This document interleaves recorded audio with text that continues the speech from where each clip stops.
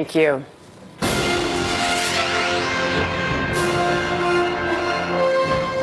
Maybe the State of the Union has outlived its usefulness because it has become a show.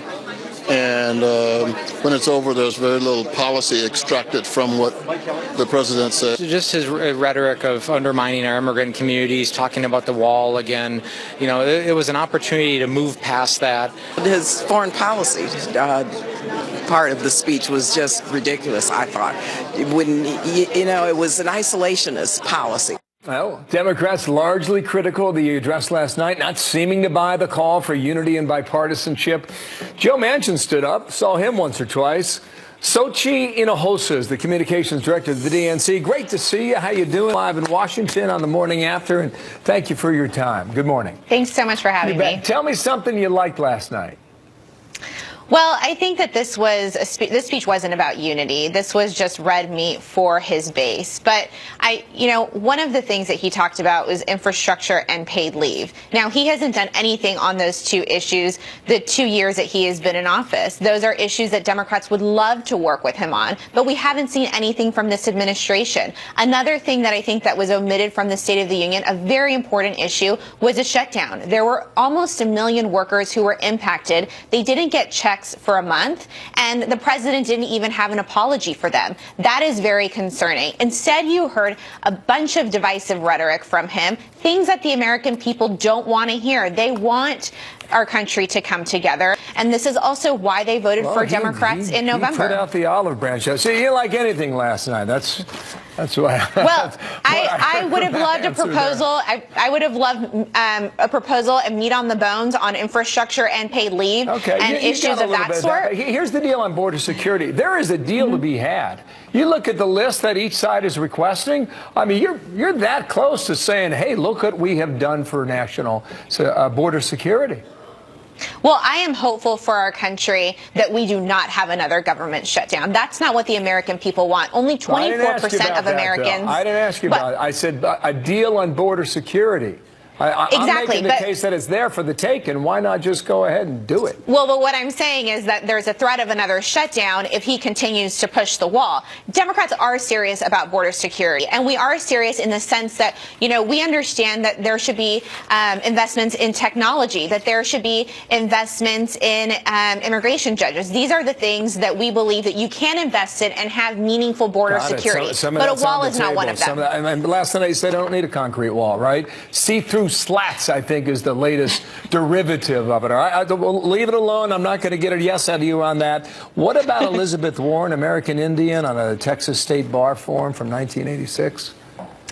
Well, I do not speak for her campaign, and I just frankly, to talk about that, the DNC is staying extremely neutral when it comes to the primary process. We have made that very clear. We want to make sure that all candidates have a level playing field, and that's why we're having a debate process and primary process that is fair for each candidate. So I don't have anything to say on that front. Does it imperil her campaign now that this went public? That is, I'm sure Elizabeth Warren is looking at the polling. I don't have anything to say about that specifically because we are remaining neutral, and I leave that up to her campaign. All right. How about this? Ralph Northam is under a lot of heat in Virginia. Should he resign? Absolutely. We have been very clear that his actions were inappropriate and that he should resign immediately. Our party was very quick to condemn those actions, and that's something that's very different from the Republican Party. The Republican Party, you didn't even have the president going out and condemning Steve King. And so the Democrats have been very clear about where we stand with Ralph Northam. A lot of Republicans who were critical. But the leader of the party did not. The leader of the party did not. We're talking about, so I want to bring this to you. It's crossing right now out of Richmond, Virginia, Associated Press. I'm just going to read the line, okay? I'm getting it at the same time you're getting. Virginia's Democratic Attorney General says he wore blackface at a college party in 1980, deepening state scandal. That's from the AP. I think he admitted that one time he dressed up as Michael Jackson at one point and did something similar. Your reaction on that now? This is the first time hearing as well as you, and if that is true, that is very concerning and has no place in our party. I don't have the details about that, and I'm not sure, but what I will tell you is that racism of any kind has no place in our party. All right, last question here. Did you hear Sarah Sanders this week? She said, I'm just going to quote her and take her words here. Will they, meaning Democrats, at some point love our country more than they hate this president? Do you think that feeling is present in Washington, D.C.? It's pretty strong. We love our country, and I think that is very clear with the policies that we have put forward and the fights that we have been taking for the American people. I think that's also very clear from the election. It's in November, Americans sided with Democrats when it came to our policies because they understand that we're fighting for them, whether it's wages, whether it's making sure that we lower prescription drug costs. These are all issues that we stand with Americans on. And so I think... Right. You love the country. Do they hate this president? I hate what this president is doing to our country. And you saw this last night. He's dividing our country, and he isn't offering policies that will help the American people. Last night, which I think was very unpresidential, he started talking about investigations involving him. That is something that the American people don't want to hear about that. They want to, frankly, they want to hear about how you are going to lower their prescription drug costs, how you are going to make health care more affordable. Did you like the message on the economy? 600,000 I'm almost out of time. 600,000 manufacturing jobs. Pretty good. Middle part of the country. I'm glad starving for those jobs. I will tell you, I am glad that the economy is doing well, but I'd also say that there are people around the country who aren't feeling that, and they're working 3 jobs, and we have to do something about that. These are gains that we've been making for some time now, and we're glad that those gains continue. I've got a long list. I hope you come back, okay? Sochi Hinojosa, thank you. Spokesperson for the DNC out of Washington. Thank you for your time. Thank you. Thank you so much. Sandra. The president pitching lawmakers on border security last night, doubling down. But after all the back and forth over the border wall, was President Trump able to put even his own party's concerns to rest? Senator John Thune has a response to that. The savage gang, MS-13, now operates in at least 20 different American states. And they almost all come through our southern border. Not one more American life should be lost because our nation failed to control its very dangerous border. President Trump slamming the notorious MS-13 gang during the address last night, warning countless Americans are murdered by criminal illegal aliens every year who come in through the southern border. I want to bring in Mark Morgan now, former U.S. Border Patrol chief who served under President Obama. Sir, good day to you. How did he, with a deadline coming up, how did he make the case last night? So I thought the president did an outstanding job on addressing the nation with respect to both the humanitarian crisis and the national security crisis on the southwest border. And a couple of things stood out to me that I think are very important. One is he laid out a clear plan which has been passed in a bipartisan way in the past. And 2, what really stood out to me as well, Bill, is that he really told the American people how he got to this plan. And that was by listening to facts, historical data, and the experts. And there's a couple of things, and I think he put a couple of false narratives to bed on that. So he talked about the wall, but he talked about it as being steel slats so that you could see through, because that's what the experts asked for. In addition to that, he said it's not going to be on all 2,000 miles along the southwest border. It's going to be at strategic locations driven by who? The experts whose job it is to protect the border. I think he knocked it out of the park on those issues. All right, here he is on the wall last night, or whatever form it takes. Watch here. San Diego used to have the most illegal border crossings in our country. In response, a strong security wall was put in place. This powerful barrier almost completely ended illegal crossings. Simply put, walls work and walls save lives. There's another moment in that speech where he said it doesn't have to be a concrete wall. It can be these see-through steel slats, is how he described it. Is that the concession he's giving to try and get a deal? No, I think it's part of the false narrative that it's actually concession. I understand that maybe that was part of his platform early on, but the experts have never said that they wanted a opaque, concrete wall of China type wall along all 2,000 miles. If you go back to 2006, the Secure Fence Act, again, that was passed on both sides of the House, is that they've always wanted a barrier that you could see through so you can see what's coming from the other side. In addition to the barrier, technology, and personnel, that he laid out that strategy again last night, as he's done before, Bill. And again, this has been passed by both sides, by both parties in the past. I thought he did a good job, as well as really, I think, hammering home the true nature of the threat. When he talked about MS-13, so as an FBI agent, I supervise a Hispanic MS-13 gang task force in Los Angeles, and I can tell you, he's absolutely right. And again, he was listening to experts. The MS-13 is the most violent, prolific, transnational gang this country has ever seen, and it's in countless cities in this country. We just saw this this week what happened at the hands of an MS-13 member. Let's sit right here in Queens, New York. You're right about that. Let's see where this debate goes. Stacey Abrams had a chance to respond to it last night. Here is the Democrat from Georgia. Democrats stand ready to effectively secure our ports and borders. But we must all embrace that from agriculture to healthcare to entrepreneurship, America is made stronger by the presence of immigrants, not walls. What the president dealt with on that, about the presence of immigrants, is that he's pushing a legal immigration system. Do you see a resolution that comes out of this committee of 17 that can be seen as a compromise and as a victory for both sides?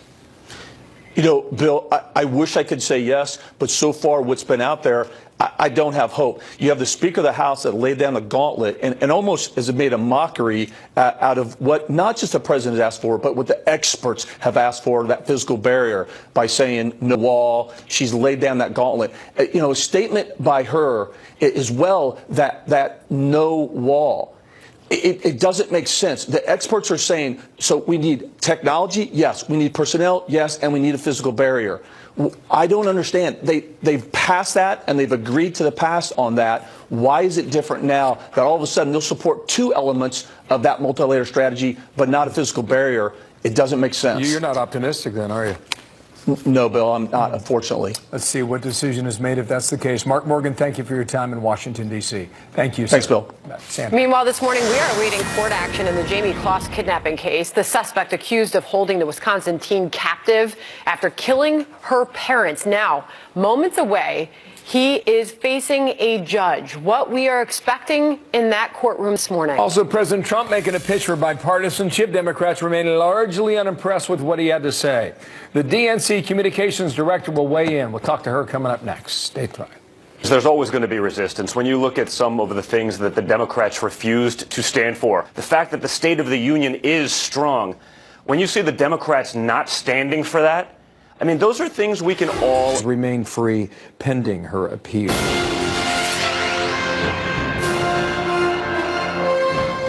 The radical regime in Iran, it is a radical regime. They do bad, bad things. To ensure this corrupt dictatorship never acquires nuclear weapons, I withdrew the United States from the disastrous Iran nuclear deal. President Trump there slamming Iran in his State of the Union address, calling the Islamic Republic the world's leading state sponsor of terrorism. Our next guest is the author of the new book, After the Flight 93 Election, the vote that saved America and what we still have to lose. Let's bring in Michael Anton, former national security spokesman for President Trump. Michael, good to see you this morning. Thanks for being here. The president devoted a big chunk of his speech last night to foreign policy. What were the biggest takeaways on this for you? For me, one of the biggest, maybe the biggest, is that he's still moving ahead with negotiations with the North Koreans. The president pointed out that there haven't been any tests or missile launches. We also know that North Korea has not gone the distance to denuclearize, as U.S. policy insists on. But to me, the important thing is this administration has not made the mistakes of past administrations The way past administrations used to get the North Koreans to stop behaving badly, so to speak, was to bribe them, to give them stuff, get them out from under sanctions, give them heavy fuel oil, give them access to the world financial system, things like that. This administration hasn't done that.